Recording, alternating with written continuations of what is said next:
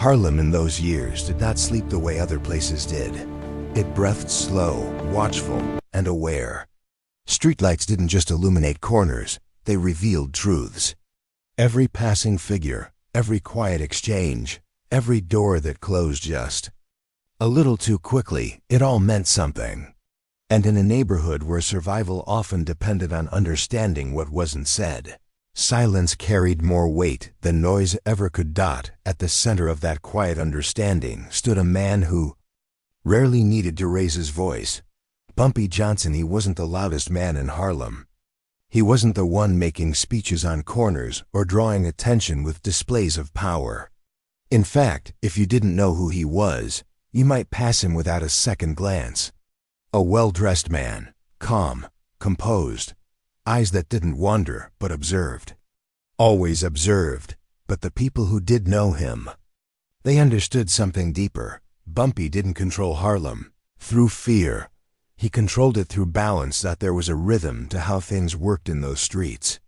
A kind of unspoken agreement between people who understood hardship and refused to let it turn them into something lesser. Shop owners opened their doors because they trusted the block.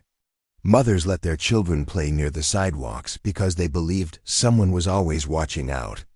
And behind that fragile sense of order was a man who believed something rare for his world. That power meant nothing if it didn't protect something. But Harlem wasn't the only force in motion. Beyond its edges, there were men who saw the neighborhood differently, not as a community, but as an opportunity. A place they didn't understand and therefore didn't respect. They came from outside, carrying arrogance dressed as authority, convinced that distance made them superior. One of those men had a name that echoed far beyond Harlem. Dutch Schultz. Where Bumpy was calm, Dutch was unpredictable. Where Bumpy valued balance, Dutch valued control. And control to him meant ownership, not just of business, but of people, of streets, of entire neighborhoods. He didn't understand Harlem, and that was his first mistake. Their paths had crossed. Before, not in open war, but in quiet tension. Meetings where words were measured carefully. Agreements that felt temporary the moment they were made. Dutch saw Harlem as something to take. Bumpy saw it as something to protect, and in that difference, conflict was inevitable. But the story didn't begin with them. It began with a boy. He wasn't important to the world outside Harlem. No headlines carried his name, no powerful people knew his face, but inside those streets, he mattered. He ran errands for neighbors, helped old men carry groceries, laughed too loudly sometimes, but never at the wrong people. The kind of kid who grew up fast, not because he wanted to, but because life didn't give him another option. He was family. Bumpy's nephew, and in Harlem, family wasn't just blood. It was responsibility. The boy had dreams, though he didn't talk about them much. Maybe because dreams felt fragile in a place where reality had a way of breaking things before they had a chance to grow. But you could see it in how he walked, like he believed there was more waiting for him, just beyond the corner. And that belief, that quiet hope, was what made what happened next feel so heavy, because it wasn't just a lost. It was an interruption. The day it happened didn't start differently. That's what made it worse. The same streets, the same sounds, the same rhythm Harlem had known for years. But somewhere between morning and night, something shifted. Not loudly, not visibly. Just enough for those who paid attention to feel it. The boy didn't come home. At first, no one panicked. In Harlem, delays were common. Things happened. People got held up. Time moved differently when survival was part of your daily routine. But hours turned into silence, and silence turned into worry. By the time the truth began to surface, it didn't arrive all at once. It came in fragments. A whisper here, a glance there, someone who had seen something but didn't want to say it out loud, because saying it made it real. In reality, in this case, was cruel. There were signs, symbols left behind not by accident, but by design. Messages meant to intimidate, to remind people that there were forces willing to step into their world and disrupt it without consequence. It wasn't just about harm. It was about sending a message, and the message was clear: you are not safe. When the news finally reached Bumpy, it didn't come with drama. No one burst into the room. No one shouted. The man who told him spoke carefully, choosing each word like it mattered, because it did, and Bumpy listened. That was all he did. No immediate reaction, no visible anger. Just listening. But those who knew him, they noticed the difference. His stillness changed. It wasn't the calm of control anymore. It was the calm before something deeper. Because grief, for a man like Bumpy Johnson, wasn't something you displayed. It was something you carried, quietly, fully, without asking anyone else to understand it. And yet, everyone in that room understood, because the silence that followed was heavier than anything words could have created. Days passed. Harlem felt it. Not just the loss, but the shift. People spoke softer, stayed closer to home, looked at strangers longer than usual. The sense of safety that had once defined the neighborhood wasn't gone, but it was shaken. And when something like that happens, people look for direction. They look for someone to respond. All eyes turned to Bumpy, not because they wanted revenge, but because they wanted restoration. The men closest to him began to gather, quietly at first, then more openly. Conversation started forming, not about grief, but about action. Because in a world where injustice was common, the expectation was simple. If someone takes from you, you take back. That was the rule. That was how things worked. But Bumpy Johnson had never followed rules blindly. On the second night, one of his men finally spoke what everyone else was thinking. This can't stand. The room didn't react, because it was true. But truth, in that moment, wasn't enough. Another voice followed, sharper this time. They think we won't do anything. And there it was, not just anger but insult, because what had been done wasn't just cruel, it was deliberate, calculated, meant to test boundaries, and in Harlem, boundaries mattered. All eyes turned to Bumpy. Waiting, expecting, demanding, without saying it out loud. But Bumpy didn't answer immediately. He leaned back slightly, hands resting calmly, eyes focused somewhere beyond the men in front of him. And when he finally spoke, his voice wasn't loud. It didn't need to be. Doing something isn't the same as doing the right thing. The words landed differently than anyone expected, because they weren't a command. They were a challenge. The room fell quiet again, but this time, it wasn't heavy. It was thoughtful. Because for the first time since the news had spread, someone had shifted the focus away from reaction and toward intention.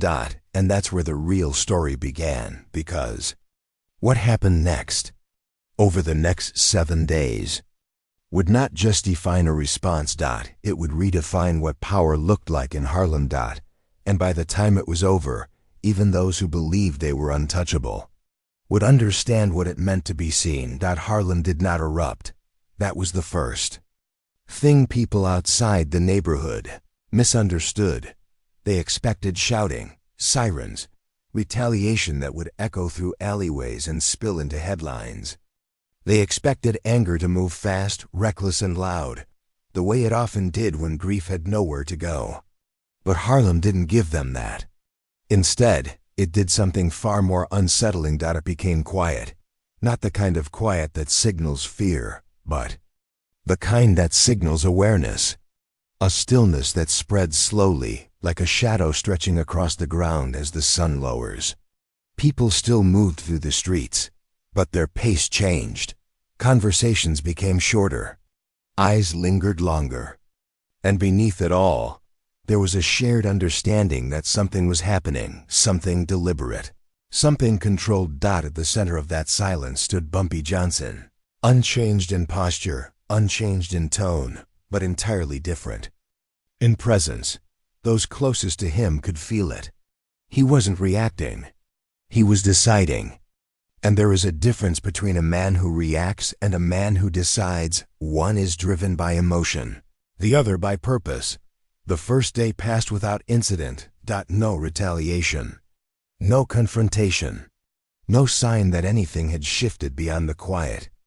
Heaviness hanging in the air. And that, in itself, made people uneasy. Because when pain is met with silence, it forces everyone to confront something deeper than fear. It forces them to wait. On the second day, something subtle began to unfold. Men, who usually operated alone, started appearing together, not in groups large enough to draw attention, but in pairs, sometimes 3 at most. They stood on corners, leaned against storefronts, walked slowly down streets they already knew by heart. They weren't armed in any obvious way. They weren't aggressive. They were simply present. Watching. Not for trouble, but for truth. Because Bumpy understood something most men didn't. Violence might satisfy anger, but it rarely solves the problem that caused it. And what happened to his nephew wasn't just an act of cruelty, it was a message. A test. A belief that Harlem could be touched without consequence. Bumpy wasn't interested in proving them wrong through chaos. He wanted them to understand why they were wrong. By the third day, whispers began to change direction. Instead of fear spreading through Harlem, it started moving outward, into places that weren't used to being observed. Men who had once felt invisible behind distance and disguise began to notice something unfamiliar, the feeling of being seen, not followed, not threatened, just known. And that feeling unsettled them more than any direct confrontation ever could. That night, a conversation took place in a dimly lit room, far from Harlem's center, but not far enough to escape its reach. The men responsible for what had happened sat together, trying to make sense of the silence. They expected retaliation by now. They expected noise, but what they got instead was nothing, and nothing to men like them felt dangerous. Maybe they're scared, one of them said, though his voice lacked conviction. Another shook his head. No, this ain't fear. They didn't have a word for it yet, but they were beginning to understand. By the fourth day, even the police began to notice the shift. They had prepared for unrest, positioned themselves in ways that suggested expectation. But what they found instead was something harder to manage, a community that wasn't breaking rules, wasn't creating chaos, wasn't giving them a reason to step in. Harlem wasn't out of control. It was in complete control, and that made it untouchable. Meanwhile, Bumpy remained exactly where people expected him to be, but not in the way they expected. He didn't hide. He didn't retreat. He moved through Harlem the same way he always had. Calm, measured, acknowledging people with a nod, a glance, a quiet word when needed. But there was something different in how people responded to him. Now it wasn't just respect, it was trust, because they could see what he was doing, even if they didn't fully understand it yet. On the fifth day, the tension reached a point where even those closest to Bumpy struggled to remain patient. The weight of restraint was becoming harder to carry than the urge to act. One of his men, usually composed, finally stepped forward with frustration that had been building for days. "We're just watching?" he asked, his voice tight with contained anger. "That's the plan?" The room didn't react immediately, because it was a fair question. Bumpy looked at him, not with judgment, not with irritation, but with understanding. He let the silence sit for a moment before answering, as if giving the question the respect it deserved. "No," he said quietly. "We're showing them." The man frowned slightly. "Showing them what?" Bumpy leaned forward just enough for his words to carry weight. "That we see them." It didn't sound like much, but it changed everything. Because for men who operated in shadows, being seen wasn't just uncomfortable, it was dangerous. Not physically, but psychologically. It stripped away the illusion that they were untouchable, and once that illusion cracks, everything else follows. By the sixth day, something unexpected happened. A message was sent, not written. Not delivered through threats or intermediaries. Just a time, a place, and a presence that couldn't be ignored. It reached ears it was meant for, and even those it wasn't. Among those who heard about it was Dutch Schultz, a man who understood power in its many forms. He had built his reputation on force, on unpredictability, on making people react to him. But this was different. This was control without movement, and even he recognized it. "Don't get involved," he told one of his associates, his tone unusually measured. "This ain't our fight." Because men like Dutch understood something simple. When a man chooses patience over reaction, it usually means he's already decided how things will end. The seventh day arrived with a quiet that felt heavier than all the days before it. The place was not hidden, not secret, but it carried a kind of gravity that made people step carefully as they approached. The men who came didn't come with confidence. They came because they had to. Because ignoring the message would have meant something worse than showing up. It would have meant admitting fear and pride, even in the wrong hands, is a powerful motivator. They arrived expecting confrontation. What they found instead was stillness. Bumpy Johnson stood there, not surrounded by force, not backed by visible power, just present, completely, undeniably present. And somehow that presence filled the space more than any crowd could have. For a long moment, no one spoke, the kind of silence that forces people to confront themselves. And then Bumpy took a step forward, not aggressive, not threatening, just enough to close the distance between intention and reality. His voice, when it came, was calm. You thought no one would notice. No accusation, no anger sharpened into words, just truth. He let it settle. Because truth doesn't need to be repeated to be understood. Another step. He had a name. The words carried something deeper, now not rage, but weight. The kind that presses on people slowly, forcing them to feel what they had avoided, and you tried to take that from him. The men shifted slightly, not out of fear but discomfort. Because for the first time, they weren't hiding behind action or distance. They were standing in front of the consequence of what they had done. Seen. Completely seen. Bumpy didn't raise his voice, didn't threaten, didn't even step closer than necessary. Instead, he did something far more powerful. He waited. And in that waiting, something changed. Because silence, when placed correctly, becomes a mirror. And in that moment, those men saw themselves, not as powerful, not as untouchable, but as something smaller than they had believed. Accountable. When Bumpy finally spoke again, his voice softened, not in weakness but in certainty. "This city remembers." That was all. No orders, no consequences spelled out, just a truth they couldn't ignore. And somehow, that was enough. Because what followed wasn't chaos. It wasn't violence. It was something quieter. Heads lowered. Eyes avoiding his. The kind of reaction that doesn't come from fear of punishment, but from recognition of wrong. And that was the shift. The police, who had been waiting for unrest, found none. No reason to intervene, no action to control. Just a moment that had passed without breaking anything, but had somehow changed everything. Harlem didn't celebrate. It didn't need to, because what had been restored wasn't just balance. It was dignity. And as people slowly returned to their routines, something stayed with them. Not the details of what happened, but the feeling of it. The understanding that power didn't always look like force.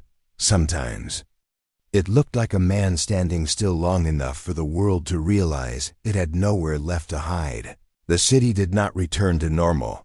That was the illusion people tried to hold on to, that once the seventh day passed, once no violence erupted, and no headlines screamed chaos, everything would simply settle back into place. Shops would open, music would return, conversations would rise again, and Harlem would move forward like it always had. But something had changed, not loudly, not visibly. But permanently. Because once a truth is seen clearly, it does not disappear. It lingers. It reshapes how people walk, how they speak, how they think when no one else is watching. And in Harlem, after those 7 days, the truth that lingered was simple but powerful. No one was invisible anymore. At the center of that shift remained Bumpy Johnson, but even he did not move as if something had been won. There was no celebration in his steps, no pride in his expression. If anything, he seemed quieter than before, more reflective. Because for a man like Bumpy, this had never been about proving strength. It had been about restoring something fragile. And fragile things, once broken, never return exactly the same. In the days that followed, Harlem resumed its rhythm, but with a different awareness beneath it. The laughter returned, but it carried memory. The conversations grew louder again, but they held caution. And everywhere, in ways both subtle and unmistakable, there was a sense that people were paying closer attention to each other, to strangers, to the spaces between moments. But beyond Harlem, the effect was even more profound. The men who had once believed themselves untouchable found their world shifting in ways they could not control. It began with small things, doors that once opened easily, hesitated, conversations that once flowed freely, shortened, glances that once passed unnoticed, lingered. They weren't being chased, they weren't being threatened, but they were being recognized. And recognition, when it arrives without warning, has a way of unsettling even the most confident minds. One of them, perhaps the loudest among them before all this began, found himself sitting alone in a room that suddenly felt too quiet. The same walls, the same chair, the same life he had always known. And yet, something felt different. Because for the first time, he wasn't thinking about what he could do. He was thinking about what he had done. And that shift, that quiet movement from action to reflection, was something he wasn't prepared for. Elsewhere, conversations began to change tone. Men who once spoke with certainty now spoke carefully. Not because they had been threatened into silence, but because they had been shown something they couldn't ignore. That actions do not disappear just because they are done in the dark. They remain, they wait, and eventually, they are seen. Even Dutch Schultz, a man who rarely allowed himself to be unsettled, found himself watching Harlem differently. He had expected retaliation, expected movement, expected something he could measure, predict, respond to. But what he saw instead was control without effort. And that was something far more difficult to understand. Man didn't lift a hand. One of his associates said quietly, almost in disbelief. Dutch didn't respond immediately. He stood by the window, looking out at a city he thought he understood. That's why it worked. He finally said, because deep down, he recognized it. The kind of power that doesn't announce itself. Doesn't need to. Back in Harlem, Bumpy continued as he always had, but those closest to him noticed something deeper beneath the surface. He spent more time alone. Not withdrawn, not distant, but thoughtful. As if he was measuring something no one else could see. Because while others saw resolution, Bumpy saw responsibility. He understood something most people didn't. Moments like this don't end when the tension fades. They echo. And how you carry those echoes determines what comes next. On the 10th day, something unexpected happened. A man approached him, not one of his own. Not someone from Harlem. And not someone who came with confidence. He walked carefully, like each step required permission. His eyes didn't meet Bumpy's at first, not out of disrespect, but out of something heavier. Shame. The room noticed immediately. Conversations slowed. Attention shifted. Because in a place like Harlem, people knew when something important was about to happen. The man stopped a few feet away, still not looking up. For a moment, no one spoke. Then, quietly, almost as if the words resisted being said, he began. I didn't think. He paused, struggling to find the right words. I didn't think it mattered. The sentence hung in the air, incomplete, but understood. Bumpy didn't interrupt, didn't rush him. He simply listened. Because sometimes the most powerful thing a man can do is allow another man to face himself. The visitor finally looked up, but only briefly. I was wrong. There was no defense in his voice. No justification. Just truth, spoken without protection. The room held its breath, because this wasn't something they were used to seeing. Not surrender, not defeat, but acknowledgement. And that was rare. Bumpy studied him for a moment, not with anger, not with judgment, but with clarity. As if he was seeing not just the man in front of him, but the weight he carried. When he finally spoke, his voice was calm. Understanding doesn't change what happened. The man nodded slowly. I know. Another pause, but it changes what happens next. Those words landed differently, because they weren't about the past. They were about the future. And in that moment, something shifted again, not in the streets, not in the systems, but in the space between two men standing face to face. The visitor lowered his head once more, not in fear, but in acceptance. And without another word, he turned and left. The room remained silent long after he was gone, because everyone there understood what they had just witnessed. Not justice in the way they expected, but something deeper. Transformation. Not forced. Not demanded, but chosen. And Bumpy didn't celebrate that either, because he knew something important. Real change doesn't come from moments. It comes from what people do after those moments. That night, Harlem felt different again, but this time, not with tension. With release. Kind that comes when something heavy is finally set down. The music returned, not louder, but fuller. Conversations stretched longer. Laughter came easier. And somewhere within it all, there was a quiet understanding that something had been protected, not just a neighborhood, but its dignity. As Bumpy walked through the streets later that evening, people greeted him the same way they always had, with respect, with subtle acknowledgement, with quiet appreciation. But there was something new in their eyes, not just trust. Gratitude. Because they had seen what he chose not to do. And understood why that mattered. He paused briefly at a corner where the boy used to stand, just for a moment. No words, no visible emotion, but enough.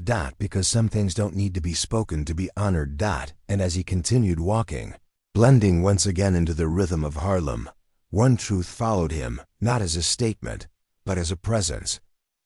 Power is not proven by what you destroy. It is revealed by what you refuse to become. Time moved forward, but it did not move away. That was the difference. Most people believe time heals things by taking them further into the past, softening their edges until they no longer cut as deeply. But in Harlem, what had happened did not fade, it settled. It became part of the ground.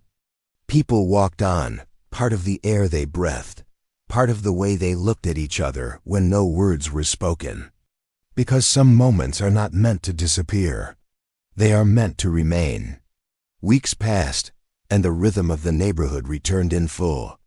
Music spilled out of doorways again, laughter echoed through streets that had once held their breath, and life, resilient as ever, continued forward. But beneath it all, there was something different now. A quiet understanding.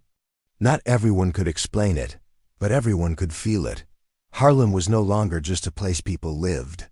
It was a place that had chosen something. And at the center of that choice remained Bumpy Johnson, unchanged in appearance, unchanged in demeanor, but carrying something that few men ever truly understand: the weight of having done the right thing, when doing the easier thing would have been louder. He did not speak about those 7 days. He did not remind people of what had been avoided.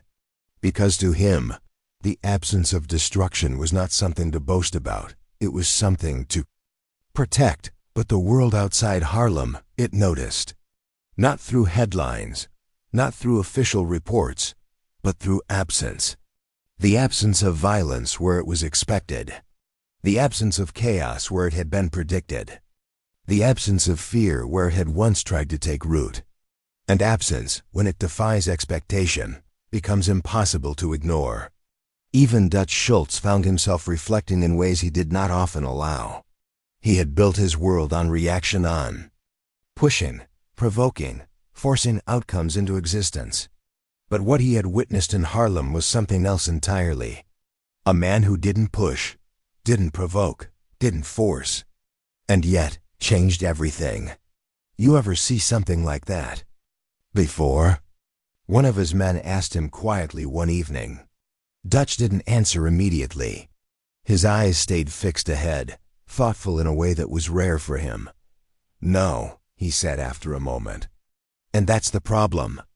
Because something like that couldn't be controlled. It couldn't be predicted. And most importantly, it couldn't be stopped." Back in Harlem, the ripple of those 7 days began to reveal its deeper effect, not in dramatic ways, but in the smallest, most human moments. A shopkeeper who once kept his head down now greeted people with a little more confidence. A mother who once rushed her child inside at the first sign of trouble now lingered just a moment longer, watching the street with cautious trust. Young men who once believed strength meant being feared began to understand that respect looked different. It was quieter, but stronger, and perhaps most importantly, it lasted. One evening, as the sun dipped low and painted Harlem in shades of gold and shadow, Bumpy walked through the streets without urgency. No destination pressing him forward, no problem demanding his attention. Just movement, just presence. People noticed him, as they always did, but something in the way they looked at him had shifted again. Not just respect, not just gratitude. Understanding, because they had seen what he had carried, and how he had carried it. And that changes how people see a man. He stopped briefly near a familiar corner, the same place where laughter had once lived, where a young life had moved through the world with quiet hope. The space looked the same. Nothing had changed physically, and yet everything had. He stood there for a moment, hands still, eyes steady. Because some losses are not meant to be fixed. They are meant to be remembered correctly. Behind him, footsteps approached slowly. Bumpy didn't turn immediately. He didn't need to. There was a difference between footsteps that carried purpose and those that carried hesitation. These carried both. When he finally turned, the man standing there was not unfamiliar, but he was not expected either. Not because of who he was, but because of what it meant for him to be there. It was the same man who had come before. The one who had said, "I was wrong." But this time, something was different. He wasn't carrying shame. He was carrying intention. For a moment, neither of them spoke. Because some conversations don't begin with words. They begin with presence. "I've been thinking," the man said finally, his voice steady but careful. Bumpy waited. Not because he needed time, but because he understood that letting someone speak fully is a form of respect. "I can't change what happened," the man continued, "but I don't want to be the same man who allowed it." The words were simple, but they carried weight. Because change, real change, does not come from fear. It comes from choice. Bumpy studied him, not searching for weakness, not looking for deception, but acknowledgement. "That's where it starts," he said quietly. The man exhaled not in relief, but in understanding. Because he knew something important now. This wasn't about being absolved. It was about being accountable, going forward. He didn't stay long after that. He didn't need to. Because what had been said was enough. As he walked away, Harlem continued around them, uninterrupted, unshaken, alive in the way it had always been, but stronger in ways that could not be easily seen. Bumpy remained where he was for a moment longer. Then, slowly he turned and continued walking. No audience. No recognition sought. Just movement. Just purpose. Because for him, this was never about a single moment.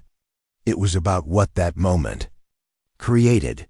Days turned into weeks, weeks into months. And the story of those 7 days did not spread like gossip or legend. It settled like truth, passed quietly from one person to another, not exaggerated, not dramatized, but understood. And understanding, when shared like that, becomes something powerful. It becomes legacy. Not the kind written in books, but the kind lived in behavior, in choices, in the way people treat each other when no one is watching. And that was the real outcome. Not fear, not control, but change. Subtle, lasting, real.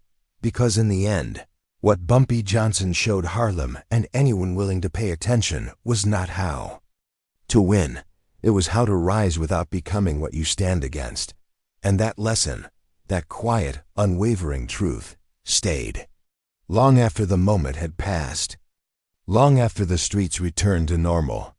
Long after the world moved on. Because real power doesn't leave when the noise fades. It remains, in silence, in dignity, in the choices people make when they remember what it felt like to be seen and choose to see others the right way. And somewhere, in the rhythm of Harlem's endless motion, that truth continued to echo, not loudly, not forcefully, but with a certainty that could not be undone. Some men change situations, but a rare few change what those situations mean forever.